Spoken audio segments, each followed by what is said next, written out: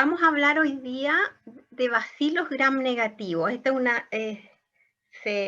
clase está dentro de la unidad de microbiología que ustedes tienen contemplado, varias sesiones. Esta es la introducción a los bacilos gram negativos, que es un grupo muy importante de microorganismos.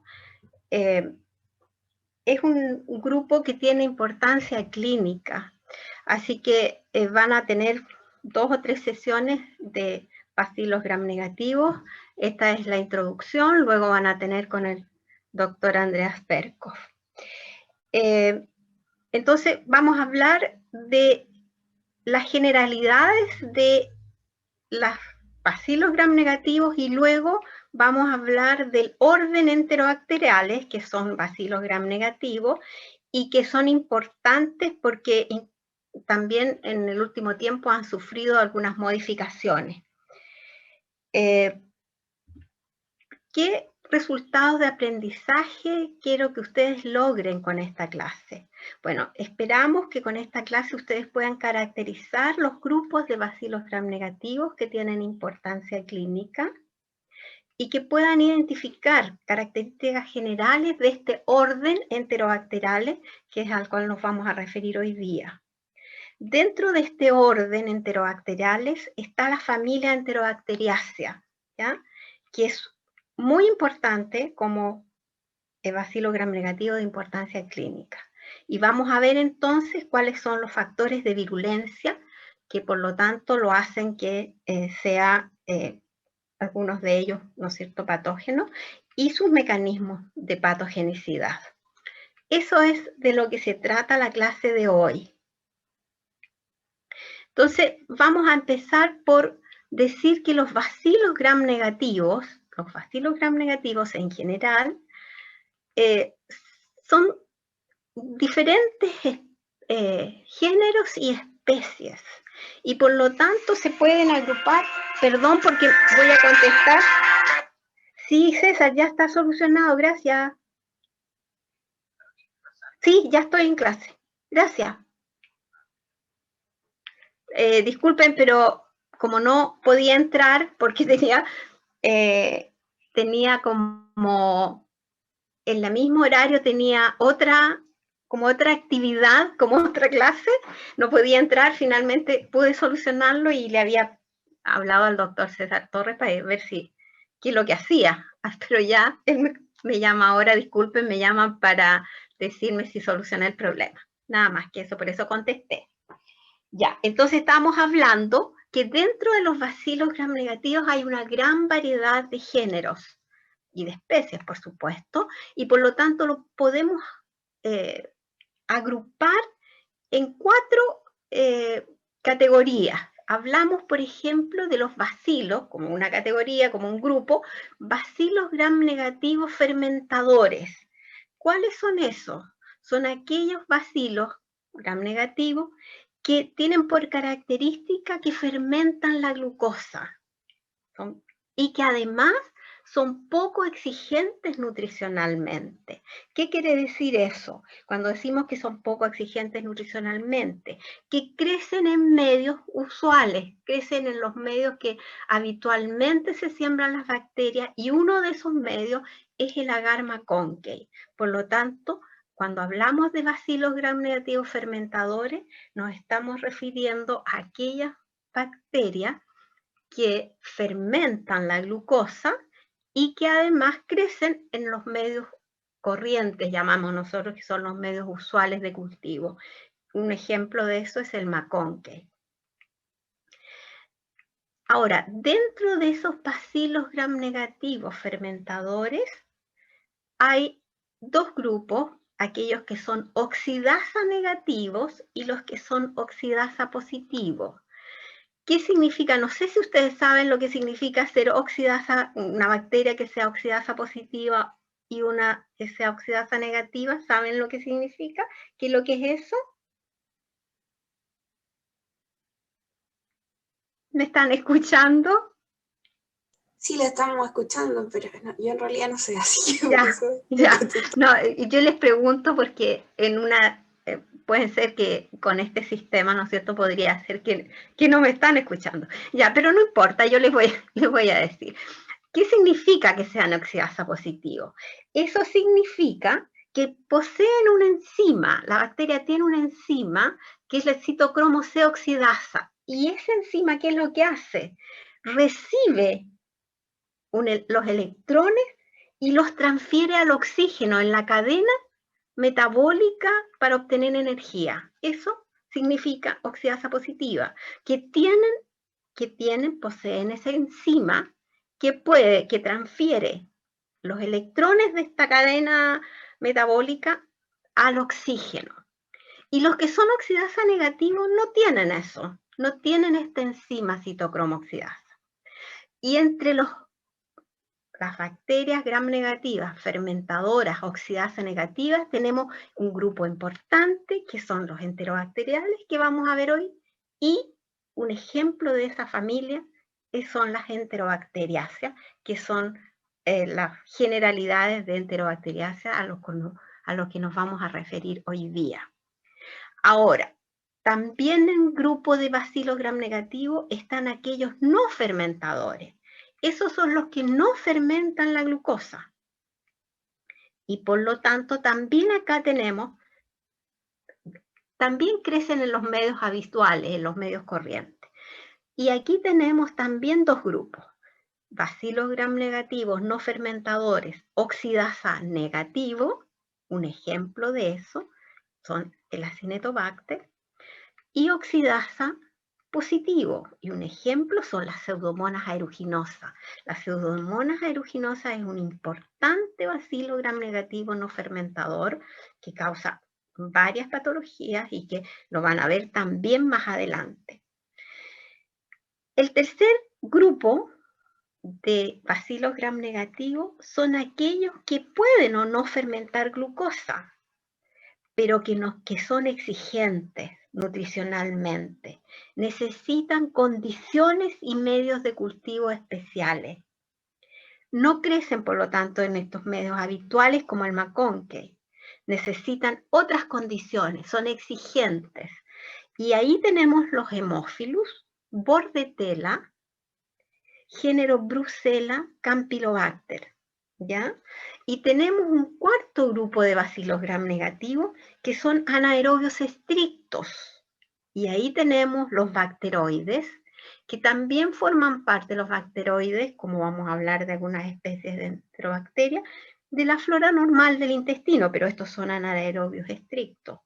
Prevotella, que se encuentra en la cavidad oral, por fibromonas, que también se encuentra en la cavidad oral y causa patologías en el periodonto. Por lo tanto, es también una bacteria importante. Pero hoy día nosotros nos vamos a referir al orden enterobacterales, que está ahí en rojito, y vamos a hablar las generalidades de qué factores de virulencia tiene las enterobacteriáceas, ¿ya? Ese es nuestro tema. Ahora, este orden enterobacterales, de los cuales vamos a hablar hoy día, está reciente. Se hizo recientemente esta clasificación. Recientemente hablo del 2016. En el 2016, un grupo de científicos hizo una clasificación según, miren qué importante, según las secuencias genómicas, o sea, lo que se hizo fue análisis de secuenciación genómica. ¿Qué significa eso? ¿Sabe alguno de ustedes qué es lo que es la secuenciación genómica? ¿Sabe alguno? ¿No?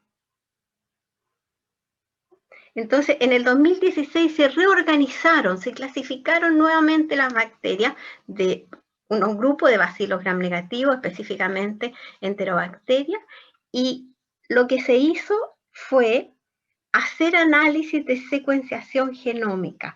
Es decir, lo que se ve es la secuencia de los nucleótidos en los genes, Miren qué importante y qué avanzado. Y de esta manera se hizo una nueva clasificación, porque las clasificaciones que habían anteriormente consideraban otras cosas, consideraban características fenotípicas, consideraban, por ejemplo,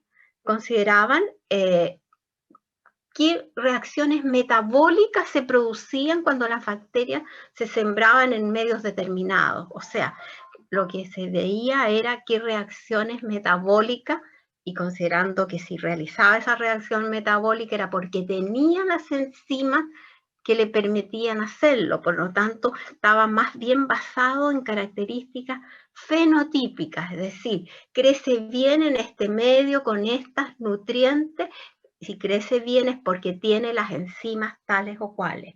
Esa era una forma de clasificar. Hoy día esta clasificación es de acuerdo a la secuencia genómica, es decir, la secuencia, ¿no es cierto?, de los nucleótidos en los genes, mucho más avanzado. Ahora, ¿qué características generales tienen estas bacterias? Son bacterias no esporuladas, no forman esporas, son anaerobias facultativas, reducen los nitratos a nitritos. ¿Se acuerdan que dijimos que eran oxidasa negativa? Pero reducen los nitratos a nitritos. Fermentan la glucosa con o sin formación de gas, que puede ser una u otra. Y son oxidasa negativas, es decir, no tienen esta enzima, ¿no es cierto?, para transferir los electrones al oxígeno. Y hay especies dentro de este orden que son móviles y otras que son inmóviles. Esas serían como características generales de todo este grupo. ¿Hasta aquí me van entendiendo? ¿Tienen alguna pregunta? Entiende súper bien, profesora. ¿Sí? No hay preguntas, ya. Sigamos entonces.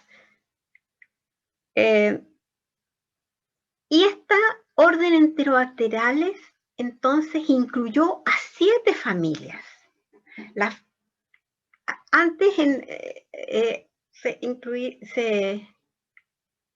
existían una diferente la clasificación, esto de acuerdo a lo último.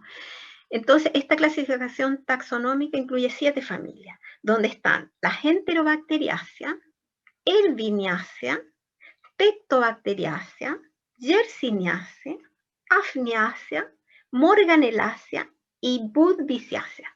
La terminación, como ustedes ya se pueden haber dado cuenta, EAE es de familia, ¿ya? Y nosotros hoy día nos vamos a referir a las características generales de la primera familia que aparece ahí, que son las Enterobacteriaceae. Ahora, dentro de esta familia, ¿no es cierto?, hay especies que son muy importantes en clínica. Este es un bacilo gram negativo de gran importancia en clínica, la familia completa. Y tenemos que decir que están ampliamente distribuidos en la naturaleza. Tenemos algunos géneros que forman parte de... Perdón, se cambió. Algunos géneros que forman parte de la microbiota intestinal de animales y seres humanos, y ahí ustedes conocen, ¿no es cierto?, la Escherichia coli, flora normal hay que decir, porque hay otras Escherichia coli que son patógenas. Las que forman parte de la microbiota intestinal de animales y seres humanos es la Escherichia coli flora normal, ese es un ejemplo, ¿no es cierto? Están ampliamente, la familia Enterobacteriaceae, ampliamente distribuida en la naturaleza, en el suelo, en agua, en la vegetación. Es un grupo muy heterogéneo y variado. Y por lo tanto, podemos diferenciar aquí que tenemos especies que forman parte de la flora normal, como dijimos recién. Un ejemplo típico es la Escherichia coli flora normal, pero también tenemos patógenos exclusivos, estrictos, como las salmonelas, las shigellas. No son flora normal, son patógenos cuando llegan al intestino. Y tenemos también en este grupo bacterias que se encuentran en los animales, pero que después, ¿no es cierto?, pueden pasar al hombre y causan zoonosis, ¿cierto? Como por ejemplo la Salmonella typhimurium, es zoonótica, se puede adquirir de aves, ¿no es cierto?, de animales. Entonces, es un grupo bien variado, bien heterogéneo. ¿Qué características tiene generales esta familia? Bueno, ya hemos dicho, bacillus gram negativo, anaerobio facultativo, fermentan la glucosa, y no poseen esta enzima citocromoxidasa. Hay una excepción, que es la presiomona. Reducen los nitratos a nitrito y producen catalasa. Lo que está en rojo, eso los caracteriza, ¿ya? Todos tienen esas características, todas las enterobacterias, pero no es por un lado. Hay géneros móviles, otras enterobacteriáceas son inmóviles. Un ejemplo es la Klebsiella, inmóvil. Un ejemplo móvil es la Escherichia coli. Algunos géneros son capsulados. La Klebsiella es capsulada, por ejemplo, tiene una cápsula gruesa, importante. Y son poco exigentes, ya dijimos, para su cultivo in vitro. Crecen, ¿no es cierto?, en los medios corrientes, crecen en el agar maconque. Esas serían. Ahora, es una familia, ya dijimos, muy grande. Hay más de 50 géneros, como 60 o más, yo creo, en este momento. Hay más de 200, 250 especies, muy, muy grande. Y ya dijimos, bueno, las primeras clasificaciones se hicieron considerando las propiedades bioquímicas, lo que habíamos dicho, es decir, sembrando la bacteria en medios con determinados nutrientes, con determinados sustratos, y ver si allí crecen o no, y si crecen, bueno, eso significa que tienen el bagaje enzimático para utilizar ese medio. Entonces, de esa forma, con las pruebas bioquímicas, se clasifica, y todavía se clasifica así también, se diferencian por las pruebas bioquímicas, las reacciones bioquímicas que realizan. Se siembran en medios de cultivo, ¿no es cierto?, que tienen determinado sustrato, y se ve si se utiliza por las reacciones con indicadores, con reactivos indicadores, se utiliza o no el determinado sustrato, y de esa manera se sabe, ¿no es cierto?, el bagaje enzimático que tiene. También se clasifican de acuerdo a antígenos que poseen, y eso vamos a hablar. Tiene 3 tipos de antígeno: el antígeno O, que es un antígeno somático; el antígeno H, que es un antígeno flagelar; y el antígeno K, que es un antígeno capsular. Y también se han clasificado por la homología del DNA, y esto tiene que ver con RNA ribosomiales, con comparar entre las bacterias los RNA ribosomiales, y de esta manera, de esta comparación, poder determinar si tienen relaciones filogenéticas. Eso se había hecho hasta ahora, había dado muchos avances en el estudio de estas bacterias, pero hoy día se hace a través de lo que ya dijimos, secuenciación genómica, es la nueva clasificación, y ahí considera, ¿no es cierto?, la secuencia de los nucleótidos de un gen. O sea, esto ya es mucho más avanzado. Ahora, la clasificación serológica. La clasificación serológica es se usa también para identificar, y podemos distinguir 3 tipos de antígenos en las enterobacteriáceas. El antígeno O, que se encuentra ahí en la parte más externa. Recordemos un poco la pared, ¿no es cierto? Las bacterias gram negativas tienen una membrana externa, tiene la membrana plasmática, la pared celular y una membrana externa. Esa membrana externa contiene lipopolisacáridos. Bueno, entonces, la parte más externa del lipopolisacárido es antigénica, es lo que se llama antígeno O somático, la parte más externa del lipopolisacárido. También tiene un antígeno en los flagelos. Ahí está un flagelo en verdecito, Y ese es un antígeno proteico, pero eso está solo en las bacterias, ¿no es cierto?, en las enterobacterias que tienen flagelos. Por lo tanto, solo está en las bacterias móviles.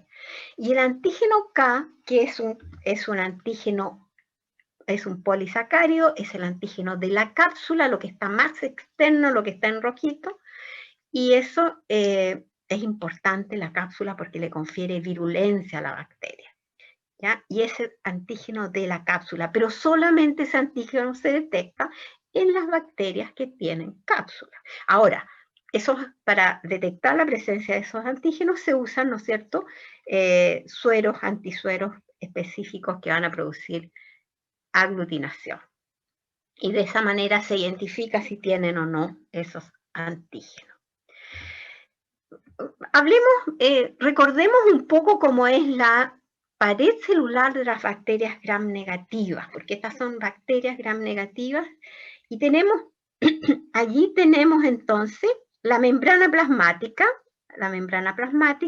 luego, ¿no es cierto?, está la pared celular. La pared celular es el peptidoglicano, ¿no es cierto?, la pared le confiere la forma y además lo protege de la lisis osmótica a las bacterias.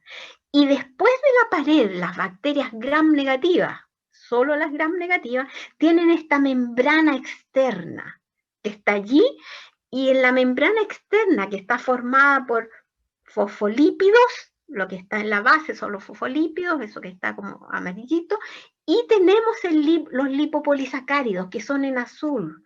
Esos lipopolisacáridos son muy importantes, porque tienen en la base, el lipopolisacárido, el lípido A, y el lípido A es una toxina, es una endotoxina, causa todos los problemas de las toxinas, le confiere patogenicidad a la bacteria. Y ese lípido A, ¿no es cierto?, tiene un filamento, pero no es, pero ahí está representado así, con lípido A y el polisacárido en el extremo, está en el extremo del lipopolisacárido, se encuentra este antígeno O. Y en la mitad, en la parte media, se habla del core del polisacárido. Y la base, eso que está en azulito, que está como un cuadrado, un rectángulo, es el lípido A, que es muy importante, porque es una toxina. Ya vamos a hablar de la toxina y lo que produce esta endotoxina, que le confiere virulencia a la bacteria, ¿ya? Eso es la pared celular de las gram negativas. Ahora, ¿cuáles son los principales genes? Hasta aquí ¿van entendiendo, chicos? ¿Hasta aquí estamos bien? Bueno. Se tiene que ir. Ya, ¿cuáles son los principales géneros y su relación con enfermedad? Bueno, tenemos el género Escherichia, y ustedes saben de la Escherichia coli flora normal, pero hay Escherichia coli enteropatógenas. ¿Cuáles son estas? Son Escherichia coli que han adquirido factores de virulencia. ¿Cómo han adquirido estos factores de virulencia? A través de los plásmidos.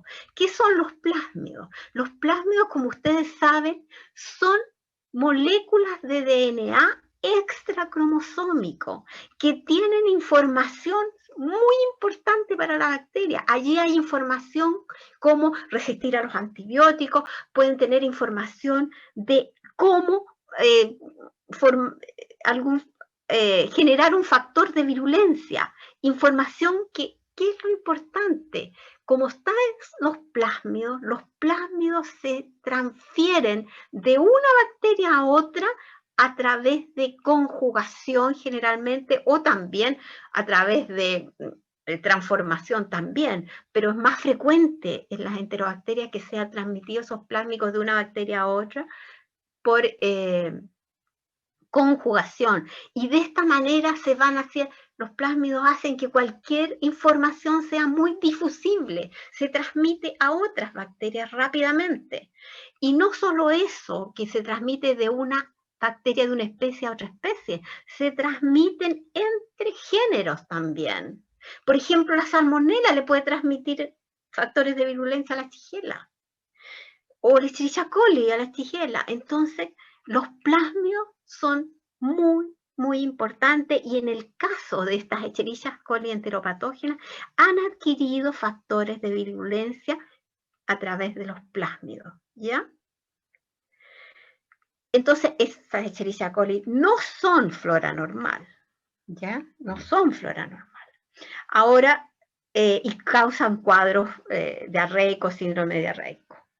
Shigella y salmonela son enteropatógenos, igual como la Escherichia coli enteropatógena, que no son también flora normal del intestino, son patógenos del intestino. Shigella causa diarrea, síndrome disentérico, es decir, diarrea, ¿no es cierto?, con mucosidad y sangre.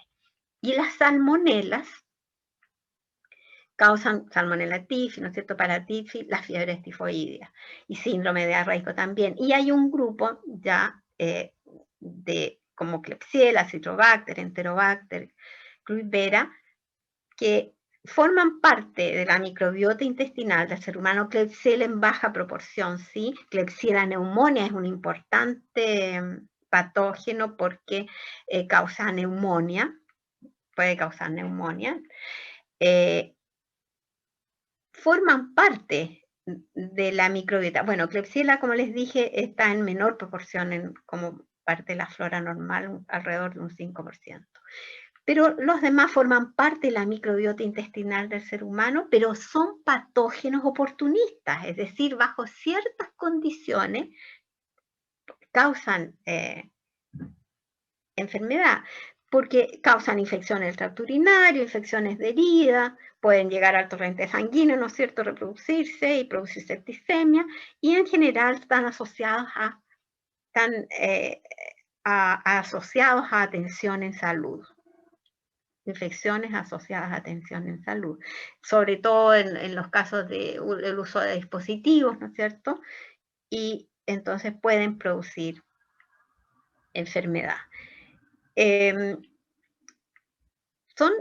Lo importante es que este grupo que forman parte de la flora normal, son bacterias oportunistas, cuando surgen o producen infección, cuando los pacientes están inmunocomprometidos, ¿no es cierto?, las personas están inmunocomprometidas por cualquier causa, por alguna enfermedad de base, y ahí sí que se aprovechan y pueden producir alguna patología.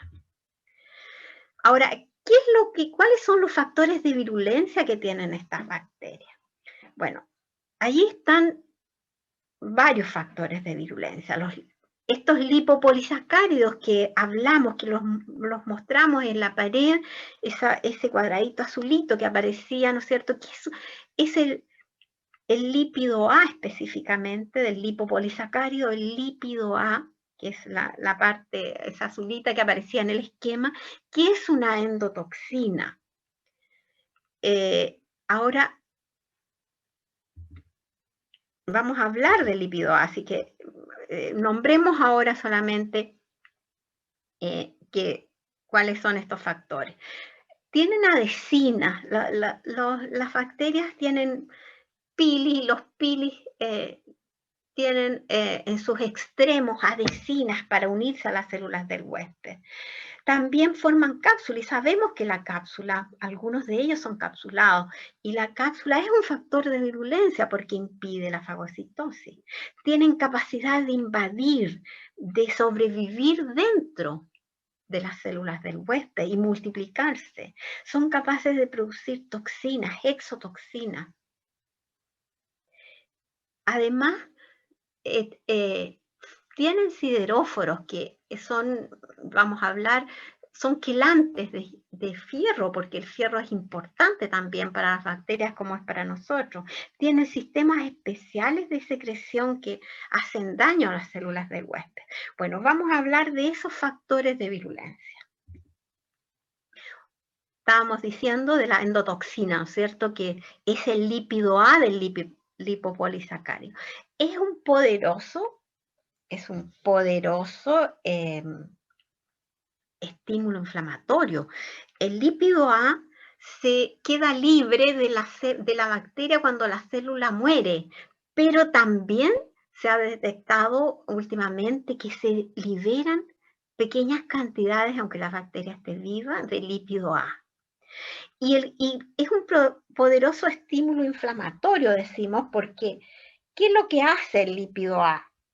El lípido A estimula la inflamación y sabemos que qué significa la inflamación. Sí, va a traer, ¿no es cierto?, va a activar macrófagos y monocitos al lugar, ¿no es cierto?, de la infección, va a estimular la activación, o los va a activar, y estos producen interleuquina 1, 6 y 8, y esta interleuquina, la 1 produce fiebre, ustedes saben, la interleuquina 6 es importante porque estimula el crecimiento de los linfocitos T, de los linfocitos B, y la interleuquina 8 va a traer más polimorfonucleares que van a producir desgranulación, y se produce, ¿no es cierto?, también factor de necrosis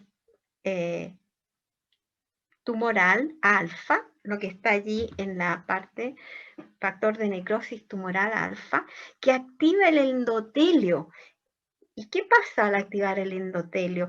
Eso significa, ¿no es cierto?, que se libera óxido nítrico, y ustedes saben que el óxido nítrico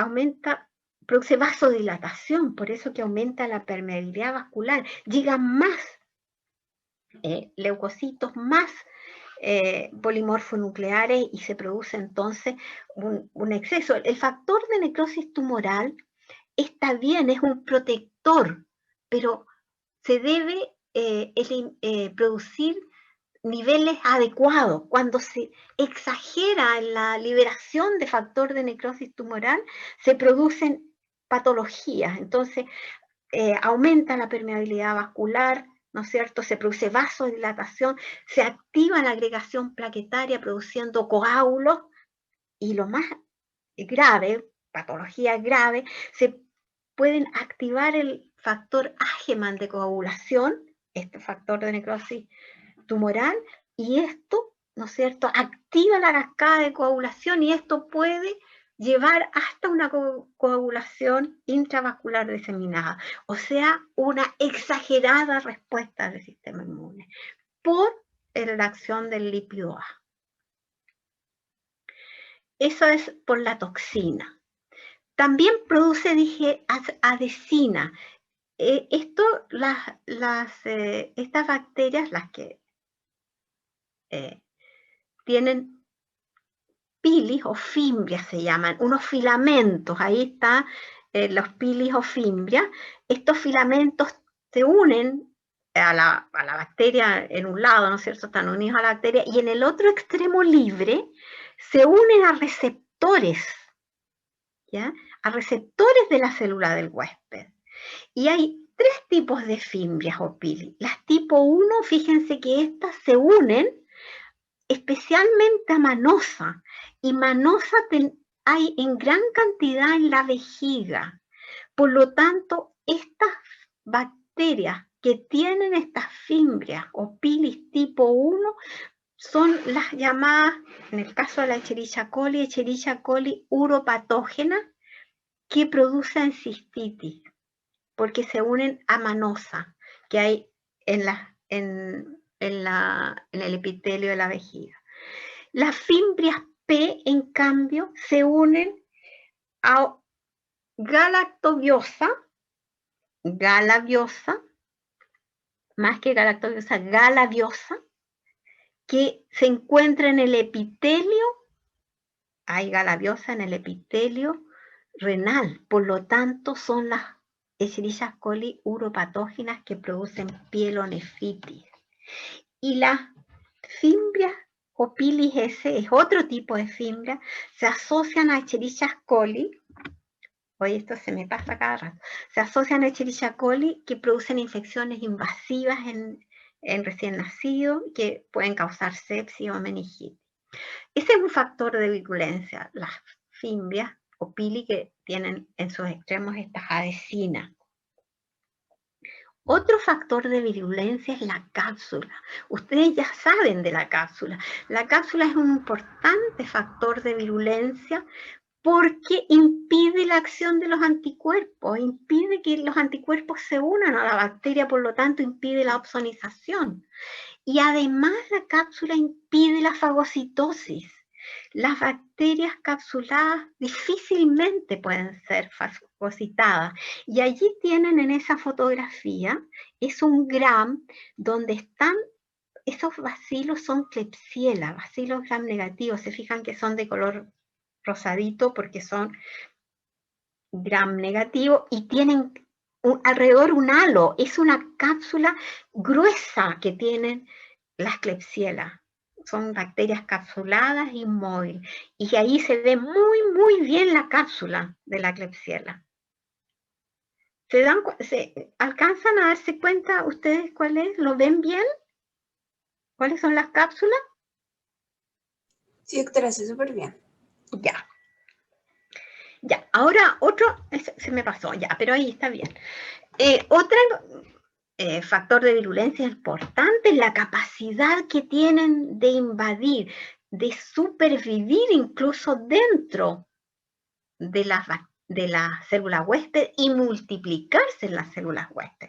Por ejemplo, Shigella es capaz de penetrar en las células epiteliales del colon por endocitosis, porque tienen un plásmido con la información para formar una proteína de unión, y allí está puesto lo que está en la bacteria, ¿no es cierto? Y tiene como unas tenacitas, como en rosado, es una proteína de unión que le permite que le permite unirse al receptor.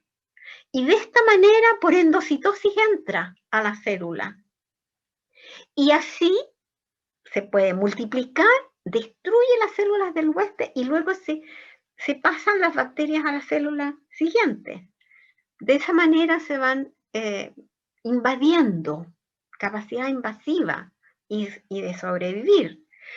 Ahora las salmonelas también tienen capacidad para sobrevivir, pueden ser fagocitadas, ¿no es cierto?, por los leucocitos, pero bloquean la unión fagosoma-lisosoma porque tienen una proteína que se llama SOP-E que bloquea la unión fagosoma-lisosoma, entonces no son destruidas. O sea, tienen muchos factores que les permiten sobrevivir y multiplicarse en el interior de la célula. Así que ese es un importante factor de virulencia. Y producen toxinas también. Ese es otro factor importante. Exotoxinas. ¿Qué tipos de exotoxinas? Enterotoxinas y citotoxinas. Esos dos tipos. Enterotoxinas. ¿Cómo funcionan las enterotoxinas?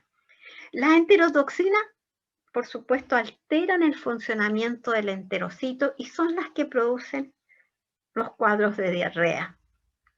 Ahora, ¿cómo funcionan estas enterotoxinas? Hay dos tipos de enterotoxinas. Una enterotoxina que es termolábil y una enterotoxina que es termoestable.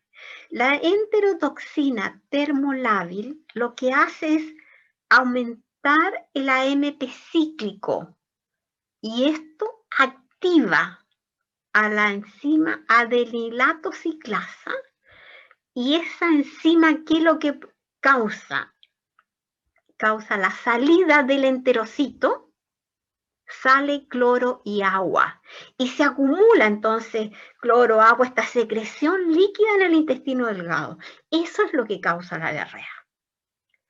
En cambio, en el caso de la enterotoxina termoestable, lo que estimula es la producción de guanidin monofosfato que activa a la enzima guanilato ciclasa, que hace el efecto contrario, impide la reabsorción de agua y cloro por el enterocito, y eso hace que se acumule esta secreción en el intestino delgado y produce la diarrea. O sea, en un caso es porque impide, ¿no es cierto?, la salida de, o sea, favorece la salida de agua del enterocito, en el caso del ATL, y en el caso del ATE, inhibe la reabsorción. De esa manera se acumulan estas secreciones en el intestino delgado y son la causa de la diarrea, que es una diarrea abundante, copiosa y abundante. Y líquida más también, ¿no es cierto? Líquida y abundante. También produce citotoxinas. Y estos producen daño directo a la célula, por eso se llaman citotoxinas, porque inhiben la síntesis proteica, actúan a nivel de los ribosomas. Y ejemplo de eso es la toxina de Chiga, de Salmonella dysentery, y la hemolcina alfa de Escherichia coli, que también produce lisis de los glóbulos rojos. Otro factor de virulencia es el fierro. Adquieren fierro, tienen sideróforos, que son quelantes de fierro, que captan fierro, porque las bacterias, igual como nuestras células, requieren de fierro, y la disponibilidad de fierro es un factor limitante para su crecimiento. Entonces necesitan captar fierro. ¿Y de dónde lo captan? De la hemoglobina de nuestro organismo, de la mioglobina, donde hay fierro, ¿no es cierto? De las proteínas como la transferrina, la lactoferrina. Y ellos tienen este sistema sideróforo. Escherichia coli secreta uno específico, que es el Enterobacter catechol, que son quelantes de fierro, o sea, captan fierro de esos compuestos, ¿no es cierto?, y lo utilizan para su propio metabolismo. O sea, son muy astutas. Y tenemos también otro factor de virulencia que es bien importante, el sistema de secreción tipo 3, T3SS, es el sistema de secreción tipo 3. Y fíjense qué importante, son capaces de, ellos tienen, estas bacterias, como una jeringa. Acá está la bacteria, ¿no es cierto? Y tienen eso, está pegada a la membrana de la bacteria como un anillo, y después, ¿no es cierto?, a la membrana externa, a la membrana plasmática, a la membrana externa, y tienen luego un tubo que conectan a la célula del huésped y le traspasan factores de virulencia. Por ejemplo, en el esquema, es la bacteria forma una toxina, y esa toxina se la transfiere a través de esta jeringuilla a un macrófago, a una célula del huésped. Y entonces va a hacer efecto destruyendo al macrófago. O sea, son capaces de transmitir a través de ese sistema de secreción componentes que van a alterar el metabolismo de las células huésped y finalmente las van a destruir. Eso ocurre en salmonelas, shigellas y en otras. Ahora, esto es bien importante porque desde los factores de virulencia que hemos nombrado, las adhesinas, las enterotoxinas, las citotoxinas y estos factores que le dan capacidad invasiva, son codificados por plásmidos. Por lo tanto, dijimos que los plásmidos, ¿no es cierto?, son estas moléculas de ADN extracromosómicas que se transfieren a través de conjugación, de transformación, se transfieren a otras bacterias, por lo tanto se traspasan estos factores de virulencia, porque los plásmidos le permiten esta difusibilidad de estos factores, transmitirla a otras bacterias. Los que no los tienen los van adquiriendo. Entonces, esto es muy importante porque esta información está codificada en plasma. Acá tenemos un resumen de lo que ya hemos dicho. Este es un esquema de una bacteria donde están todas sus capacidades como de virulencia, que le proporcionan entonces el poder, mecanismo patogénico de invadir y de generar toxinas para los mecanismos de patogenicidad que ellas tienen, este grupo que hemos hablado de las enterobacterias, de invasividad y toxicidad. Y esto está dado porque tienen capacidad de evadir las defensas por la cápsula que hay alrededor, que está en rosadito. Por lo tanto, evaden a los anticuerpos y evaden, ¿no es cierto?, a que sean fagocitados. Son capaces de colonizar porque tienen pilis, ¿no es cierto?, que pueden colonizar, y estas adhesinas que le permiten establecerse, penetrar los epitelios porque tienen sistemas para entrar, ¿no es cierto?, por endocitosis y liberar toxinas como el lípido A, que es una endotoxina, o producir toxinas como las que hablamos, enterotoxinas, citotoxinas que van a actuar sobre las células del huésped produciendo daño. Entonces tienen muchos factores de virulencia que le proporcionan esta capacidad de invadir y de producir, ¿no es cierto?, destruir por toxicidad. Bueno, aquí tienen una linda foto de microscopía electrónica de Escherichia coli, donde se ven, ¿no es cierto?, las fimbrias que le permiten adherirse. ¿Les gusta esa foto? Nadie me contesta. Parece que estoy sola. Ah, bueno, está bonita. Bueno, esta es un gram de un directo, que es una muestra de secreción de una infección teñida con gram. Y ahí se ven bacilos gram negativos, que están en... Ay, se traspasa solo. Tenemos leucocitos, ¿no es cierto?, que han llegado ahí al lugar de la infección, abundante, ahí aparecen 2, pero si hubiésemos corrido más la lámina aparecerían más. Leucocitos polimorfonucleares, y aparecen ahí las Escherichia coli directo de una secreción teñida con tinción de gram. Y aquí tenemos una placa con cultivo, una placa de Petri con cultivo, donde están las colonias de Escherichia coli. Las colonias de Escherichia coli, abundantes colonias de Escherichia coli, ¿no es cierto?, cada una de ellas es una colonia. Ustedes saben, me imagino, que cada colonia proviene, ¿no es cierto?, se forma de una bacteria que quedó en ese lugar, una bacteria que por reproducción, ¿no es cierto?, exponencial, donde cada bacteria se reproduce 2, 4, 8, 16, 32, 64, va a formar un número tan grande de bacterias en 18 horas que se puede ver, ¿no es cierto?, la placa con las colonias visibles, ¿no es cierto?, a simple vista. Cada una de esas colonias hay millones de bacterias. Y cada colonia formada proviene de la reproducción de una bacteria que quedó en ese lugar. Bueno, acá tenemos una Klebsiella.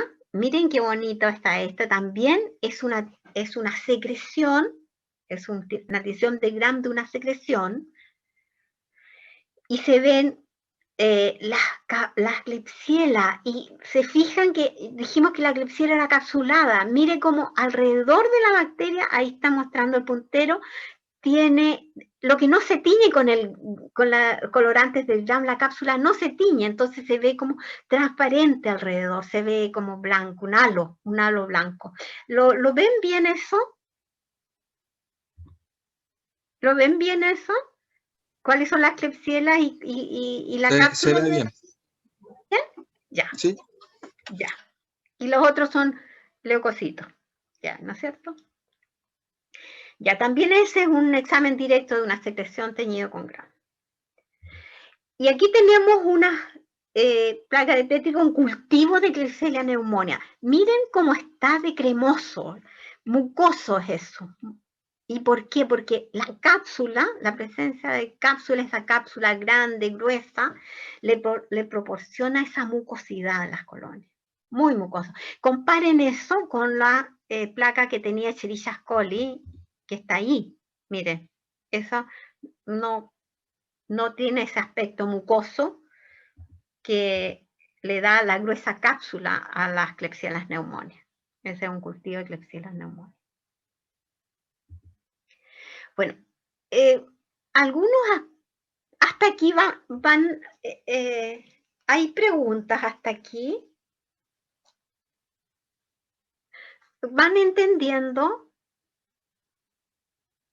Sí, profe, se va entendiendo súper bien. Ya. Entonces, yo creo algunos aspectos generales vamos a hablar de algunos aspectos generales de las infecciones por gram negativo. Bueno, ¿qué podemos decir de las infecciones como características de las infecciones por estas bacterias? Estas pueden ser infecciones graves y tener un pronóstico variable, y aquí tenemos que estar en rojo porque es tremendamente importante que para estas infecciones por bacilos gram negativos es importante hacer el estudio de cuál es la bacteria causante y ver la sensibilidad que tengan los antibióticos, hacer antibiograma.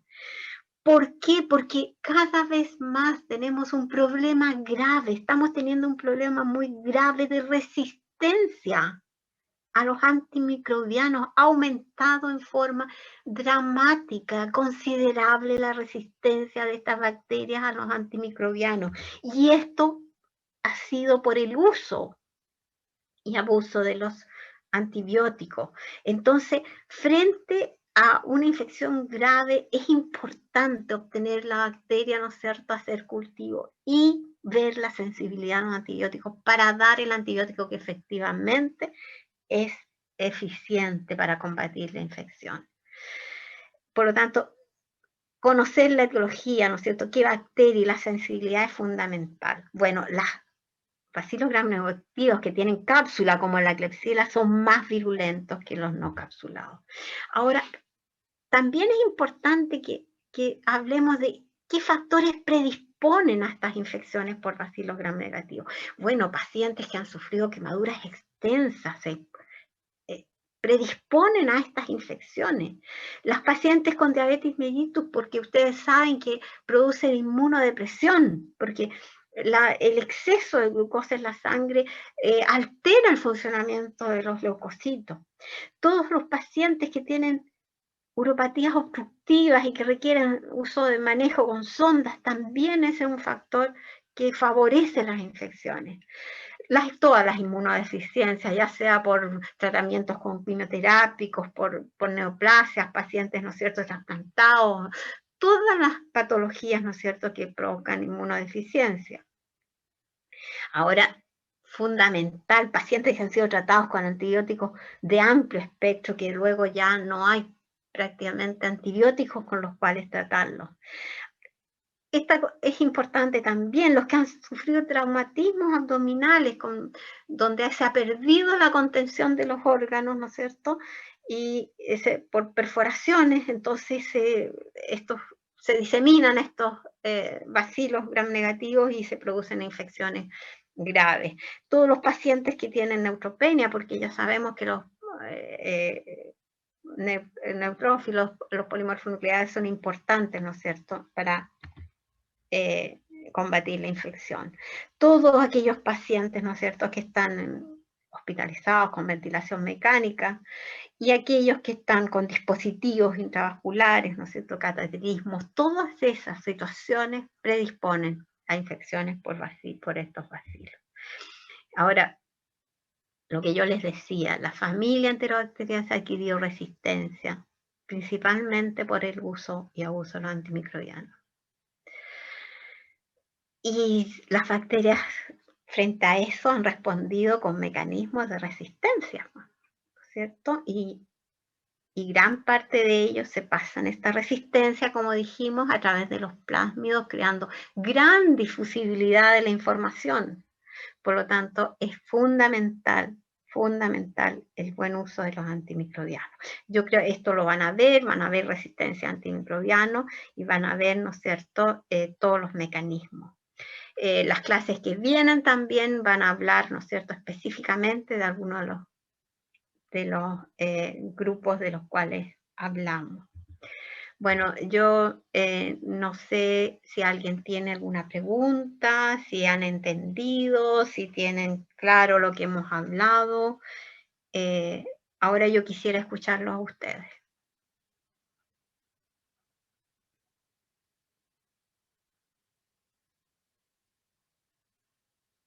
No hay nadie. Me parece que estoy sola. Yo lo entendí todo por lo menos.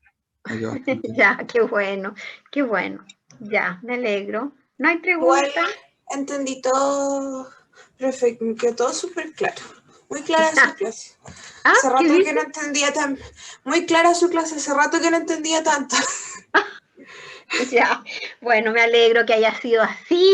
Disculpen por el atraso, no me podían